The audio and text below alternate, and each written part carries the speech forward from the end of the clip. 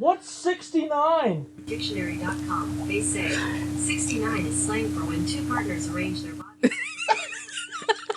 Google. Like the number 69. Oh, my You heard it first, Google. Google knows some shit. Okay. Warning, this podcast contains violence, sexuality, gore, and other horrible and disturbing things. Listener discretion is advised. Also, the hosts of this venture are ignorant dipshits, so please do not take anything they say as fact. And enjoy the show. Now, are you sitting comfortably? Good. Then we'll begin. Today we had 15 homicides and 63 violent crimes, as if that's the way it's supposed to be. The atoms in your left hand probably came from a different star than your right hand. It is our basic human right to be forgotten. A second plane now has crashed into the other tower of the World Trade Center. Putting chemicals in the water that turn the friggin' frogs gay. The defendant shall be incarcerated for the rest of her natural life with no possibility of parole. You are not machines. You are not cattle. You are men. We were somewhere around Barstow, on the edge of the desert, when the drugs began to take hold.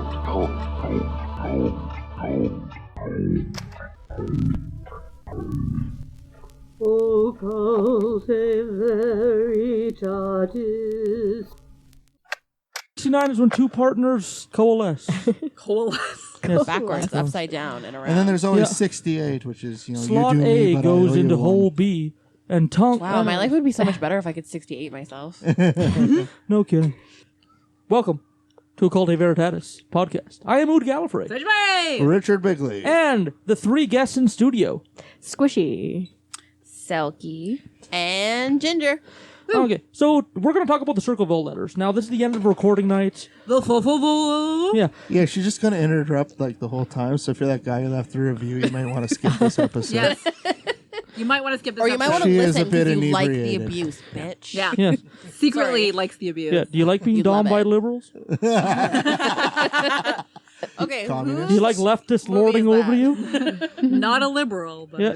Yeah, I know. Yeah, liberals I know. are a dirty word. around. Yeah. Yeah, I It's should have said leftist. Yeah. I'm Leftists, commies, Marxists, anarchists, tankies. tankies, Maoists, whatever. yeah. I'm a Gemini. We want to take Gemini. I'm a Gemini. you know, we want to take your money and restrict your freedoms. That's us. Ha, Yeah. But ha. here's the thing: is if you go left enough, you get your guns back. Exactly. There we go. I mean, you got to have something to. You know what? The Australian government lost a war against emus in the 60s. I think an armed populace has a good chance. So today we're talking about the CircleVille letters, which is a weird case that turns like every 5 seconds, and I can't make heads or tails of it. So let's try and make sense of it. Oh, fuck, it's this with one. a little bit of our poison. So, what's your poison?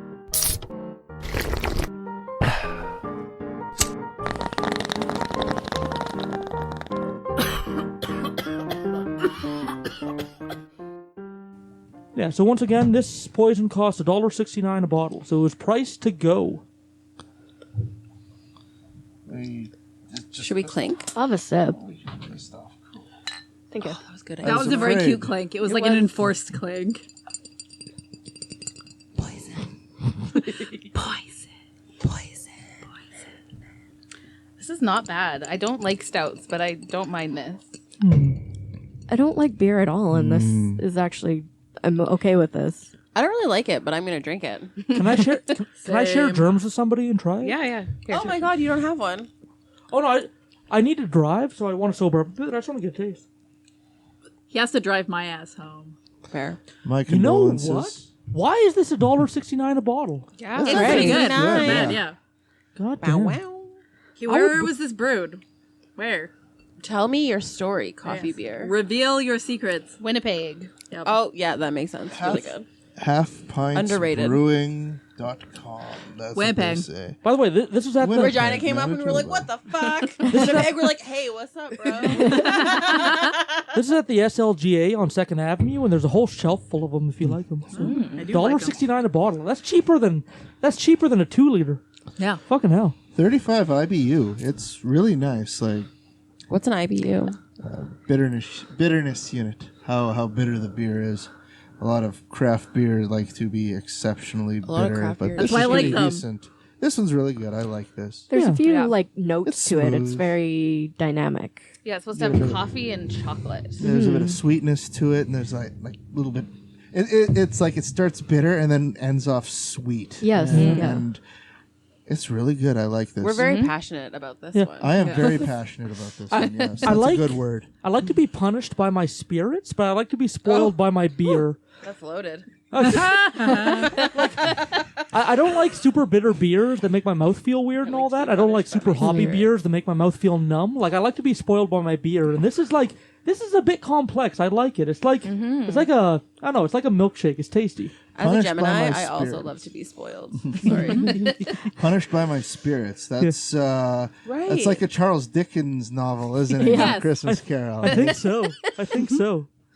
Yeah. Or an undertone of colonialism, whatever. Yes. It always comes back to that. Fucking colonialism. Fucking colonialism. Man, if we ever do a colonialism episode, that's gonna be like a 10-parter. I think every a lot. episode's perhaps a colonialism episode. I Like, you really could think I probably got that vibe. read Yeah. a transcription Like- of our episode and like search the word colonialism, and I think it comes up like every episode. Well, you know, every time I hear a podcast say like, "Well, we're not going to be political about this," like I feel a little defeated for them. Like I never wanted to be that podcast. I wanted us to be authentic and honest and all that. And I like that we're openly leftist and like Well, and like as like Cue Red Army Choir clip right here. You know? as the super whites, like we're all super white. I mean, host like we're all the whitest Guests of not. the white. Not so much Guests the also guests. not. Yes. 2 guests not. One guest, yes. Yes, yes. yes. I'm Irish, Scottish, and German, so like white on white on white. Like Okay. I'm a 3-layer It's bread like a sandwich. mayonnaise Stacked. sandwich. Yeah. Oh, yeah. I'm Nathan. Oh yeah. And like a little bit I'm like how they say, Irish. Dene Suslene. Ooh. Thank you. It took me 5 hours to learn that. I work way up north, and it's like all dene. It's awesome. I'm intimidated by Cree. When I walk into the police station and I see like the French English Cree translations, I'm all like always holy shit. That's too many letters for my brain to hold at the You same should try time. learning dene. It's like it's an even One harder. that is a harder. blanket is always going to be Skoden. I should learn a little just to keep my. Studis. I'd like to learn Guys? a little because That's Cree. It's very Cree. I took a little bit of Cree in university, and I know it was very phonetic. Is Dene like that at all? Phonetic, like this. If it's spelt like this, it's pronounced exactly like this Yeah. every single time. Honestly, like, I've been surrounded by a very wise Dene woman my entire life, and I have no idea how to answer that. It's very complicated. Well, it is quite phonetic, but like the pronunciations of certain things are very like Where you put throaty. emphasis. Everything Oh, is really? super like from Okay. what I've my whiteness. So has- okay, so okay, yeah, it no, that got makes broken down sense. to me like this. Like when we speak English, we speak through our nose. So we speak like this, right? That's how we speak English.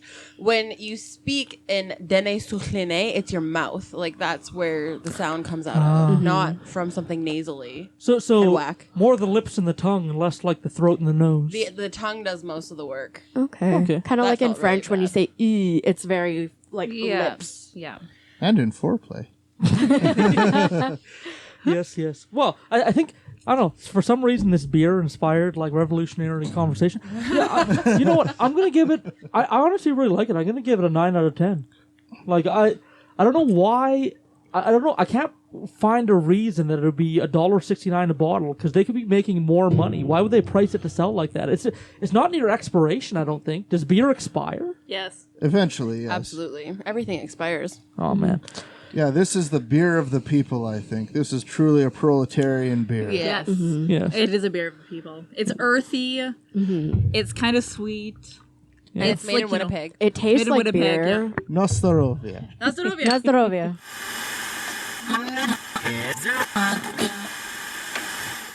Hello, my name is Don McElroy, Mayor of the City of Circleville in Circleville, Ohio, and home of the Circleville Pumpkin Show. We are so excited to be one of the 50 quarterfinalists in America's Best Communities contest and have been celebrating all week. That Circleville is in the top 50 best communities in America. Selected to receive a $50,000 grant to support and inspire the kinds of creativity and innovation that transforms communities and results in long-term growth. Now we have to get to work on the real stuff and the big prize for the $3 million. That's first prize. Second prize is $2 million. Third prize is $1 million. And we're shooting for the stars. We're going for the $3 million. The community come together, both from business leaders and the community leaders come together to make this happen. I work with a lot of communities, and I don't see that kind of spirit in the same community. I can't say enough about how much we appreciate Frontier and the America's Best Community sponsors for recognizing what we already kind of know here locally as a community. We do believe that Circleville is one of America's best communities. We have made a lot of progress. Circleville, America's best community. Alrighty, so today we're talking about the Circleville letters. So let's set the stage. Circleville, Ohio. Population 11,600. It's a sleepy rural town. Mostly conservative, white, 99.7% white in the time our story takes place. The crime rate was... Sounds like Saskatoon! Oh, yeah. The crime rate was low, and in That was authentic. And in That was authentic. 1976, This is what when the story happened here, takes place, the city police had 10 police officers on staff, with about 3 of them being on duty at any one time. So this whole town had 3 cops on the beat. This town should have 3 cops. Yeah. Yes. Yeah. Defund the 0. police force. Defund If they have the to have like police. some, 3 is a better number. Yeah. How many there are right now? Not like in total. If 0 is an option, that's the best one. We should all just agree to be really cool. Yes. Yeah. We've had a very ACAB vibe from the start, and there's a dedicated ACAB episode coming up because that institution has to be debunked and destigmatized. Yeah. Not destigmatized. It should be stigmatized. Well, destigmatized like the worship of them. Oh, yeah. Okay, sorry. Yeah. Yeah. Yes, I should have cleared. That was my fault because I left the second half of that sentence out. Yeah. But also, I'm believe kind I'm of drunk, so telepathic. Yeah. So 1976. So this sleepy rural town, low crime rate, so low that they didn't need very many police officers. Sleepy little rural town full of farmers and old people that retired and all that shit. 1976. Prince Albert. Yes. A mysterious letter writer began to send letters to various people around the city. And it didn't stop until 2003. Damn. Now, these are many, many letters. When did it start again? Sorry. In I wasn't paying attention. 1976. Up until Wow. 2003. So, it's hard to estimate the exact amount of letters because a lot of people would have gotten these letters and thrown them away or gotten these letters and not told anybody. Because these letters had secrets of everybody in town. Somehow this letter writer knew the deep dark secrets of these people. Now, some of it could account for the rumor mill or gossip passing or like people just sharing secrets and all that, but him knowing the personal secrets of thousands of people, how did he obtain this information? I think they're a hairstylist. They've got to be. Oh, yeah. They must be. You tell your hairstylist everything. Interesting. That's a good theory, actually. So, Thank you. there was anywhere from 1,500 to 5,000 letters sent over this time. Now, being 5,000. Good God. Oh, yeah. You imagine how much your hand would hurt? Yeah. Now, How did being you fuck your hairstylist over this bad? yes, teaches you to not tip. Oh, fuck. Yeah, you got me fucked up. tip your haircutters, or they're gonna write letters like a son of. Anyways, We can email so now. let's be conservative. The lower estimate is 1,500 letters. With just 1,500 letters, it would taking 3 minutes per letter to write. It would take 255 hours or 9 1/3 straight days to write that many. Good Lord. With 2 stamps per letter at 10 cents per stamp, it would cost $319.75 or $1,350 $2020. It would be an investment. This is a person that has the money and the time to invest in all these letters and somehow knows the secrets of all these people in town. Was it like one person though? Was there like a handwriting forensics done or anything? Oh yeah. We'll definitely get into that. Oh, that's Okay. pseudoscience Oh, I love that. anyway. Yeah. But like this is what happens when you Is don't it? tip service workers. Like you will get fucked up. Oh yeah.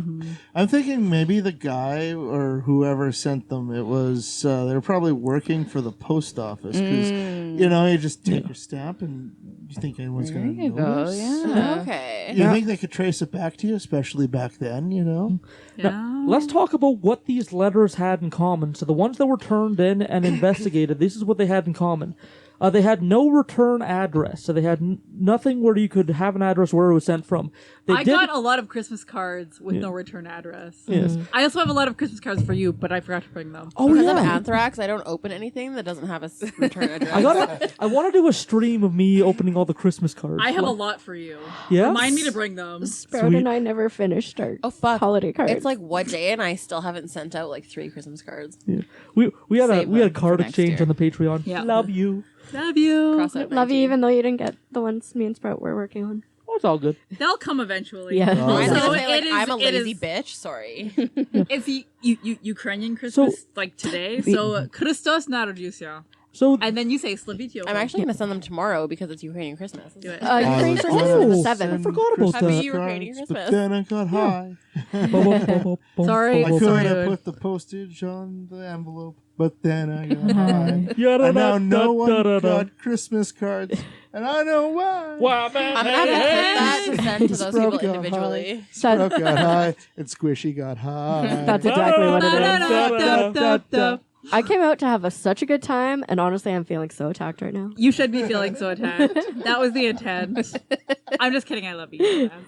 Feeling 5,000 of these letters and 5,000 elastic bands.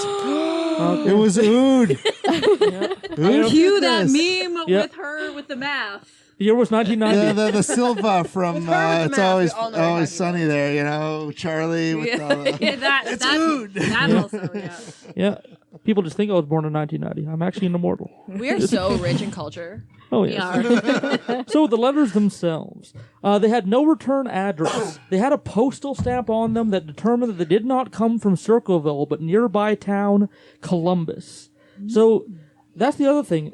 For some reason, somebody that was living in Columbus or drove to Columbus to send the letters was concerned about the people of CircleVille directly. Super concerned. Yes. They were written in nondescript block letters. Does everybody remember grade 1 and 2 when you were practicing how to make the letters and you had to trace from line to line? Yeah. Yeah. You had Fun to make- fact: I actually write in block letters. Yeah? So This could be any one of us. Oh, yeah. It really could be. So Maybe this it's you. person, every single letter was written in these giant block letters that were nondescript. Like, they were just plain, like, block letters, like they were practicing their letters in grade 2. Police think that this may have been intentionally done to hide any handwriting. No shit. Yeah. They were written in bold black ink, all of them. Like, it seemed like they were using some kind of thick pen or marker to make them. Sharpie pen. Yeah. Did they have Sharpies back then? They had to have. And some of the Felt letters marker. had lewd artwork drawn on them. Oh, fun. It was me, Dix. That's Dix the and name Sharpie of pen. your sex tape. Yep. Yeah. Dicks. Dix. Just Dix. Just dicks. What the letters contained was personal information, such as affairs, corruptions, and family secrets that nobody's supposed to know about. So before we get to the main people these letters concern, because these letters ended up focusing on one group of people, but we're going to go through some of the examples of what they knew. So one letter claimed Dr. Carroll, the Pickaway County coroner, molested many children. Ooh. A scandalo. Oh yeah. my god. Cheryl Radcliffe invested this claim and found it to be untrue, yet... Investigated. Yes, investigated. Yet, later on, years later, many children came forth and admitted that Dr. Carroll molested them. So, it turned out to be true in the end. Not good research. Yeah, somehow this letter writer knew that this doctor was molesting these kids, and even though the police did an investigation, and who knows how corrupt that investigation was, wouldn't want to get the town doctor in trouble, you know, all that shit. They knew about the molestation when the police didn't, or said they didn't. They just said they didn't. They knew. 100%. Yeah. It's the police. Yeah, unfortunately, when the people came forward, there was a statute of limitations, and Dr. Carroll was never brought to justice. Boo-hoo. That's such a bunch of bullshit. Yeah. Yeah, the justice system is inadequate, to say the least. Okay, well, it's really good at protecting colonizers, the people Oh, yeah. who it was intended Oh, to it's protect. Here we are again with it's working as colonizers. Let's just intended. keep Sorry about it, fucking sorry about it. unpacking this. I love this. Fuck them. Oh, man. Yeah, that's another thing. Like like the prison industrial complex. That's an episode. That's going to be a big one too. Yes. Fuck I would yeah. love to be there as well. Letters claim that baby bones from a dead baby's grave would be dug up and mailed at random if outside help did not get involved in a local murder case. Gross. Whoa. When the Pickaway County Sheriff visited the parents of the dead baby and pleaded for them not to tell anyone about this, they talked to a local Columbus, Ohio TV station who confirmed this is true. So basically, this Columbus, Ohio TV station went to the family these letters were talking about, and they found that it was true. This private family grave existed, and the mother had miscarried a number of times and privately buried her babies back there. And somehow this letter writer knew that. This was something that wasn't outside the family at all. This was a family secret. Right. So this guy's is like kind of an asshole, Gossip then. Girl. Oh, yeah. XOXO. Gossip Girl. I know you fucking miscarried, bitch, and I'm gonna tell everybody. What? Oh my god. Is there like a TV show or something based on this? Yeah. Like Gossip Girl. There must be. Gossip Girl. Well, it's happening in New York City, and they're all very posh. It was Okay, Dan. but how sinister? Fucking Dan. How Fuck sinister Dan was Humphrey. that? Like, And hey, his I real know name. about your miscarriages. And every scene ends with the character having a face like they're in mid-poop. Ooh. I just like how, like who? What that's a happened in this visual family that joke, somebody and is just like nobody telling can see all it. their secrets Except for in a me. very Except twisted for way? Sage. Like, Well- damn, well, that's next level colonialism. Letters claimed a local brake shop was scamming customers, charging them for replacing brakes, but the brakes, in fact, were not touched or changed at all. When the police They investigated, should burn in hell for that. yes, when the police investigated the brake shop, they did indeed find that he was scamming customers just in the way that the letter told. The letters outed a small swingers community of 4 couples. These couples had an interest in protecting their privacy, and they were prominent members of the community that would get in trouble and be fired, especially back in the 70s, for being swingers. So, it's... Of course, they could have gossiped or told somebody, but it's less likely because they had so much to protect and hold. And these letters outed these. And these are just a couple examples. They were swinging that dang-a-ling. They wanted to keep that under wraps. Yeah. You don't want to keep the dick train. You don't want to stop the dick train. Anyway, No, you don't. but like these are just a few examples. But for some, like if they knew a few of these, it could be reasonable. Maybe one citizen or a special citizen knows like the secrets of 50 people, but somehow this one letter writer, or maybe there's multiple, knew the secrets of thousands. Like almost every household in this community got sent a letter with a secret inside of it. And all like deep, dark secrets. Not just like I pick my nose and eat it when I'm in the shower. Yeah, no, it was like definitely like I know Just you in the miscarried and I'm shower. gonna dig up your baby's bones. Like Yeah. holy Jeez, yeah. fuck. Like this. Like big crazy. What about like secrets. copycat? Letter yeah. writers. Like, was that something that they ruled out? Because I mean, if it's nondescript block letters, I mean, it should be fairly easy. The whole you town know? was really in on it. Like everybody It was the just in hairstylist on and the it. postal Hey? worker. No, that's they all 100 were like, "Fuck this, And nobody tips Ood. here." And Yeah. then Yeah. the Definitely. 3 of them were all working together here and copying each other. Yeah. It all goes back to tipping service industry people. So like, write that down. Take note. Actually, as a sperm and my dad balls, I built a time machine and I used the left testicle as my support center. I traveled throughout history to fuck shit. Anyways,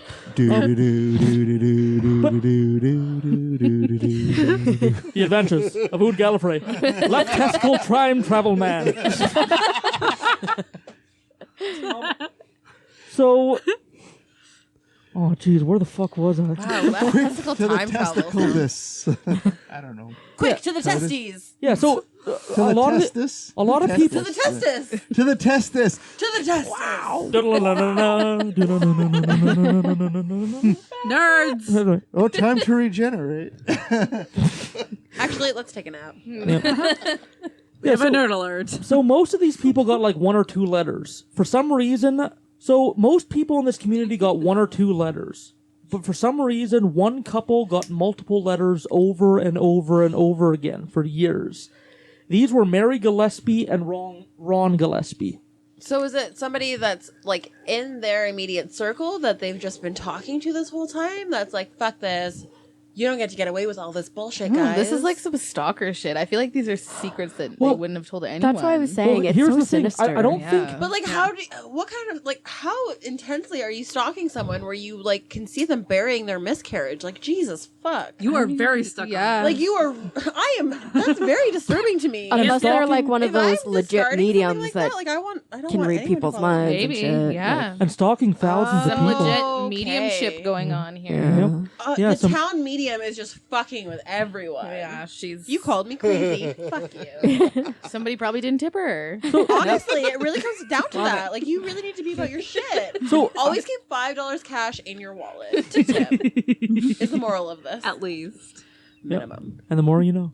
So, Richard, I think you're totally right. Like this, the style of the letters was like designed to be copycatted. I'm convinced that some of these letters were copycatted, and possibly some people in the community received copycat letters like after the fact, and it was just like friends and family calling them out on their bullshit. We're like, oh, ha Okay. ha ha ha. Yeah, yes, everybody somebody saw it called as you like out, an so- in. Like Yeah. a dope game. I think that could be a thing, but the people that the letters focused on, Mary Gillespie was the first recipient of any letter. She got the first one. So I don't think she was the copycat. I think she was a victim of whoever the original letter writer was. Or she's the original letter writer and she was just calling herself out to like cause And like this smoke. was her plan the whole time. Yeah. Maybe the Dan whole Humphrey town would do was some in bullshit cahoots. like that. and He just, did do like, bullshit like Well, that. well, fuck that's with just it. everybody else looking in, you know? Yeah. Or that's just it. Maybe they everybody wrote a letter about themselves and said, "Oh, some weirdo sent me this letter." I used to That start could be rumors it, about too. myself in high school for clout. That so, could be like, it too. People you could gotta have do what you gotta started do. like, oh, I feel left out. I didn't get a letter, so they wrote one Right. about themselves. Exactly. to That's make very it small like- town mentality Yeah, too. definitely. Oh, that's so small town Saskatchewan. Oh yeah, and see, and that's the thing. Like, I think that's a very good explanation because it's way more likely than one person somehow being like The Oracle. Uber stalker mega person, like that's able to like see all and know all. Omnipotent. Yes, omnipotent. Maybe I it mean, was if that like all person- these people were like really like strong Catholics and were like going to confession and shit. And it was like priests who just fucking knew everybody. Oh, man. Oh, Oh back man, to colonialism. we're spilling the church wine. Look at that shit. Wow. Instead of the tea. I like that. Oh yeah. Spilling the church I made a wine. play on it. So I'm gonna share. Okay, so we need to make shirts that say that for this. Build the We church gotta get on wine. that merch thing. We gotta pay for stuff, right? Yep. Yeah. We gotta make that Spill tea that. now. Does anybody know our merch website? It's been a while since we plugged it. Was it like Threadless? OVPod? Look up Threadless and OVPod. Guys, I'm gonna level with you. I don't remember. If you go to the website, it's on there. I swear. ovpod.ca. Love you. Buy And us then a get- t-shirt. Buy a t-shirt from us. No, don't buy us a t-shirt. I'd like a I t-shirt, from though. them I to wouldn't give mind to a me. Buy me a t-shirt. Buy a t-shirt for Miriam, your baby. thank you Use for your the baby for t-shirts. I positive wore it propaganda. today. It's a- I wore the t-shirt that Miriam sent me today.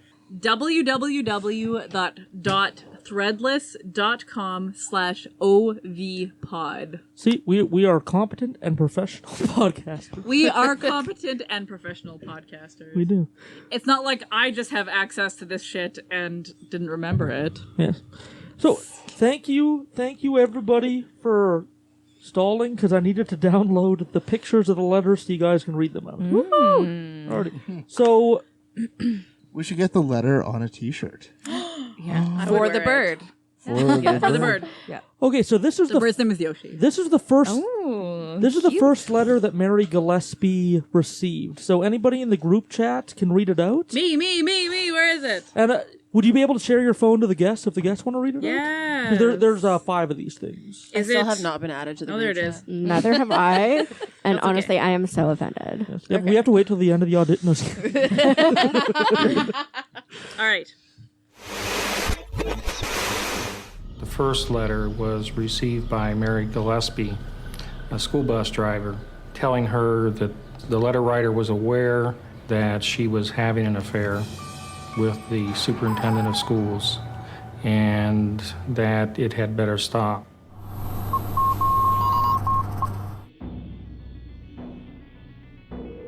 Stay away from Mossy. Did I say Mossy?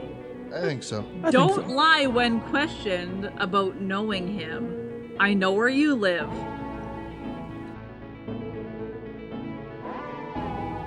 I've been observing your house and know you have children. This is no joke. Please take it serious. Everyone concerned has been notified and everything will be over soon. I just got so nervous that I turned my VPN on. It sounds like it was written by a bot or something. Like, his style of writing is so weird. It's a little bit disjointed, isn't it? Yeah. So that was the first letter she read. Further letters revealed what this person was talking about. It accused her of having an affair with Superintendent of Schools Gordon Massey. Super Nintendo Chalmers? Yes, Super Nintendo Chalmers. Sorry about it. I'm old. So Mary Gillespie was a school bus driver, so her having a relationship with a superintendent of schools would be scandalous. Escandalo! I want to see more of these. Sorry, it would cause a ruckus. A ruckus? Fuck you! It would cause a triple ruckus. Maybe even a quadruple ruckus. Ain't nothing to fuck with. In 4 to 5 years of septuple. Anyways. Now, what is this called again? I'm trying to put it into a googly. Oh, the CircleVille letters. Oh, yeah. Yeah. Yes. So there it is. Here's the weird part. She denied having the affair at first. When we get to the end of the story, she admitted that the affair existed, but the affair only started after the letter was sent. What? Okay, Mary? Yeah, the affair brought them together. Yeah, that's what Mary is a trifling bitch, and she's writing about herself. If you're gonna be accused of something You might as well fuck. repeatedly, Yeah. you might as well just get the dick. Just double down, yeah. You're actually, now that you mention it, I should suck his dick. Yeah. You're I've been actually wanting to suck his dick. I just wrote it in my diary. I don't know how you got that, but now I'm going to suck his dick. You're actually right on the goddamn money, because that's exactly what she said. She claimed that the letters brought them together, because they were both mentioned in the letter. And it brought them together to talk, and then they fell for each other. That's what they claim. And that's believable. Oh my god, the writer is Cupid. Oh my god! Oh my god, he's Spoiler, it's a love story. He's trying to pair people up and be romantic. Wow, this makes me never want to fall This in is love. so romantic. Okay, but Cupid calling out miscarriages? Cupid don't give a fuck. Jesus. Now, correct me if I'm wrong. If you admit to need if a you admit to an timeout. affair, I gotta you pee. would think you would admit I was to just channeling Cupid. like if she was fucking him before the fact, you think she would just admit to that. Like if you're going to admit to an affair, you may as well admit to the correct version of that affair, right? Jesus. Well, not necessarily, because, it's ridiculous to, after the fact, be like, oh yeah, by the way, I had an affair after I got the letter. So, in addition to revealing disturbing facts, such as her home being under surveillance, the author knowing she was a married mother that had children, the letter also contained an allegation that Gillespie was having an affair with, yes, Gordon Massey. In no uncertain terms, the letter author demanded that she stop the affair and that it was not a hoax or a prank. So basically, the letter writer demanded that this affair be brought to an end. Period. She was trying to fuck. Yeah, maybe. I mean, it worked in the end. She received the letter after letter, just days apart. She did her best to hide them away and try and conceal them, but then a letter addressed her husband Ron and let him in on the secret. So Mary didn't end the affair, and so the letter writer wrote directly to her husband. Hold on a second. So she got this letter. And it was saying she was having an affair. So then she started having the affair. And she had a husband named Ron. And she was already having the affair by the time he got his letter? I think so. Wow. That really brought them together very quickly. And so the letter to Ron actually is letter number 2, which I forget which one it looks like, but... I really love this story. It's so good. It's fucky. It's so messy. What do you look like? It's so messy. Oh, yeah. So... the first letter was sent to Ron, and it wasn't recovered. He threw it away. But the second letter was recovered, so I'll post it in the group chat for somebody to read. Who wants to read it? Where are you? I downloaded you. I know I did. Okay, so how do I get added to this group chat? Now, this wasn't the style of the letter. This is just a recreation. It was the style of the time. Yeah. Gillespie, you have had 2 weeks and done nothing. Admit the truth and inform the school board. If not, I will broadcast it on CBS, posters, signs, and billboards until the truth comes out. So he's a CBS Ominous. reporter. Yeah. Oh, I think... What he is? Or is control of the billboards? In charge? Or does He's the a hair of graphic somebody who works at designer. CBS. Yeah, so he got that letter, and basically he got sent a first letter, which wasn't recovered, basically saying that, hey, Ron, your wife's having an affair with this dude. You have to end it. Then the second letter said, Ron, you've had 2 weeks to end it. You haven't. And the letter would continue on to say that he would be in danger, some vague danger, if he didn't bring the affair to an end. Okay, so if somebody's writing you a letter about an affair, you're already in danger. Yeah. Just to be clear about that. Yeah. So the couple began to deliberate about who the possible CircleVille writer could be. Their suspicion, Writer? Yeah, their CircleVille letter writer could be. Their suspicion centered on Ron's brother-in-law, Paul Freshour. They tested out this theory by sending Freshour a few anonymous letters of theirs that simply explained they knew who he was and what he was doing that he should stop. They copied the writer's patterns, the original writer, they did it in big block letters, kind of as like, I don't know, a parody or a recreation, to try and freak Paul out, saying like, we know who you are, this is what you're doing, because we did it in your exact style, we know who you are, cut this shit out. Interestingly, the strange, menacing letters stopped shortly after, and it seemed that the whole mystery might have been solved.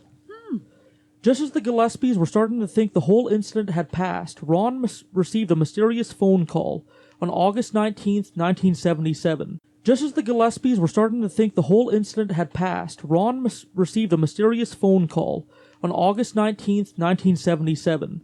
He happened to pick up the phone, hear 30 seconds of talking from the other end, and the children, who were in the same room as Ron, report hearing the sentence, I'm watching you, said by the caller. The children disagreed whether the voice was male or female, but they knew that they heard the words, I'm watching you. Maybe it was just ambiguous enough that... Could be. I also have a very deep man voice, so it could, like, Depending how... I'm also drinking this. You just haven't touched it in forever. Oh, I forgot it was mine. I don't know. Early in the morning, my voice is pretty high, but like by the end of the day, it gets gravelly. Yeah, so the children were unclear on the clarity. So the children think they heard that. So it isn't 100% reliable, but all three of them seem to agree that they heard those words, disagree on what the gender of the caller was. They also claim their dad didn't seem drunk. Not that he wasn't drunk, but didn't seem drunk. He did that dad thing where it was like, you heard that. And the kids were like, okay, fuck, yeah, I did. It's fine. Jesus. So Mary never did find out who or what was on that call. All she knew that Ron picked up the phone, she heard him slam it back down, he went to get his revolver, and in a huff and a puff, he raged and left the house. He blew the house down. Yeah. The children described him as muttering under his breath that he's going to confront the letter writer.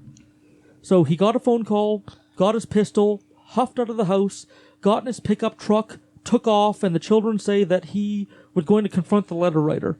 Less than 1 kilometer away from his house. So this is an area where he is intimately familiar with. And I Google mapped the area. It isn't crowded. It isn't like a confusing suburb. There's lots of open space, even in 1977, so he would have had a clear sight. The roads that night were in perfect condition. The forecast had no ice on the road. There was nothing raining. The roads were in good condition at the time. At an intersection close to where he lived, less than 1 kilometer away, Ron's vehicle lost control and struck a tree and killed Ron Gillespie. Damn. This is from the Saturday, August 20th, 1977 version of the CircleVille Herald, the most popular newspaper in Circleville, Ohio. Local man killed in pickup crash. On Route 3, a Circleville man was killed when his pickup truck crashed into a tree late Friday night, and 6 other people were injured in other accidents on a Pickaway County road. Ron Gillespie, 36, Route 3, died of massive internal injuries in the 10:30 p.m. Friday accident on 5 Points Pike. He was pronounced dead at the scene by Pickaway County Coroner Dr. Ray Carroll. Now, for those of you paying attention, at the start of the episode I mentioned Dr. Ray Carroll accused of molesting children. And he was the one that pronounced Ron Gillespie dead. Now, he's perhaps one of the only coroners in the county, so, of course, if a man dies, he's going to check him out. So just interesting little coincidence. Continuing on in the letter. Pickaway County Deputy Sheriff Lee Gray said Gillespie was driving northwest on 5 Points Pike when he failed to negotiate a right curve 7/10 of a mile west of McKinley Road. His truck, which was traveling at an excessive speed, drove off the left side of the road for 36 feet and slammed into the tree. The truck rebounded 7 feet after the impact, and Gillespie was partially ejected from the vehicle. The accident was initially reported to Mount Sterling Police, who relayed the call to Pickaway County deputies. And that'll be the preview for next week's episode, where we dive a little further into this case. Who's responsible for Ron's death? Did he kill himself? Was he drunk driving? Or did somebody set this up? And other things, as the CircleVille writer escalates in behavior and becomes dangerous. See you next week, and to play us out, here is Lily Morris with her song, Don't Have Any More, Mrs. Moore. Once again, heralding back from the 1920s themselves. 100 years ago, in your ears today. See you in the after show.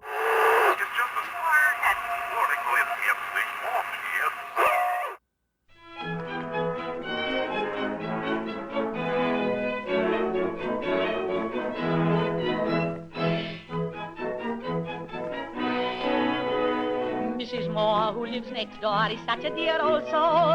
Of children she has got a score, and husbands on the dole. I don't know how she manages to keep that lot, I'm sure. I said to her today, as she was standing at the door, don't have any more, Mrs. Moore. Mrs. Moore, please don't have any more.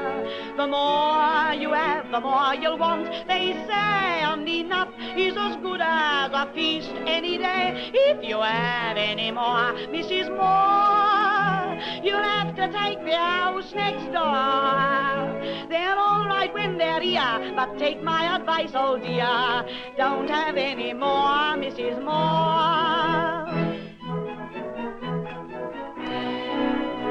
The little inn she uses most is called the Wooden Hut. She's first one in at opening time and last out when they're shut. And when she's had a few, she tries to do the la-di-da and gets so ratty when they shout at her across the bar. Don't have any more, Mrs. Moore. Mrs. Moore, please don't have any more. The more you have, the more you'll want. They say, and enough is as good as a feast any day. If you have any more, Mrs. Moore, you'll never get to your street door. Too many double gins give the ladies double chins. Don't have any more, Mrs. Moore. She's had a lot of husbands who in love with her fell. This one is the seventh one, and he don't look too well. A year ago she married him, and on their wedding day, as they were walking down the aisle, I heard the parson say, oh, don't have any more, Mrs. Moore. Mrs. Moore, please don't have any more. The more you have, the more you'll want. They say, and enough is as good as a feast any day. If you have any more, Mrs. Moore, I don't know what we'll do, I'm sure. Our cemetery's so small, there'll be no room for them all. Don't have any more, Mrs. Moore. Don't have any more, Mrs. Moore. Mrs. Moore, please don't have any more. The more you have, the more you'll want. They say and enough is as good as a feast any day. If you have any more, Mrs. Moore, I don't know what we'll do, I'm sure. Our cemetery's so small, there'll be no room for them all. Don't have any more, Mrs. Moore.